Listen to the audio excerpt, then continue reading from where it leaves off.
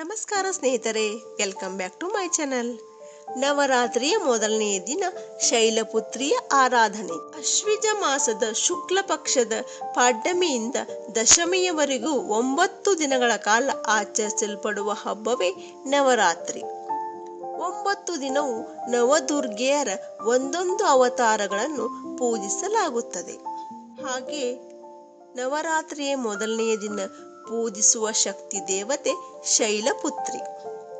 ಶೈಲ ಎಂದರೆ ಪರ್ವತ, ಶೈಲಪುತ್ರಿ ಪರ್ವತರಾಜನ ಮಗಳು ಎಂಬರ್ಥವನ್ನು ನೀಡುತ್ತದೆ. ಶೈಲಪುತ್ರಿಯು ವೃಷಭವನ್ನು ಏರಿ ಬರುತ್ತಾಳೆ ಮತ್ತು ಆ ದೇವಿಯ ಎಡಗೈಯಲ್ಲಿ ಕಮಲ, ಬಲಗೈಯಲ್ಲಿ ತ್ರಿಶೂಲ ಇರುತ್ತದೆ.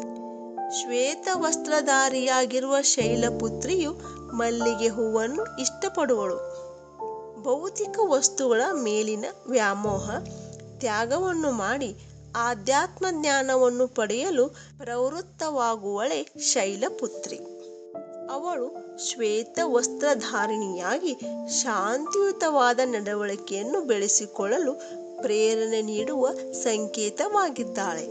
ಉಪನಿಷತ್ತು ಪ್ರಕಾರ ಶೈಲಪುತ್ರಿಯು ಮನೋಭಾವನೆಯನ್ನು ನಿಯಂತ್ರಿಸುವವಳು. ಶೈಲಪುತ್ರಿಯು ಮೂಲಾಧಾರ ಚಕ್ರದಲ್ಲಿ ಯೋಗಿನಿಯಾಗಿ ನೆಲೆಗೊಂಡಿದ್ದು ಕುಂಡಲಿನಿ ಶಕ್ತಿಯ ಜಾಗೃತಿಗೆ ಕಾರಣವಾಗಿದ್ದಾಳೆ.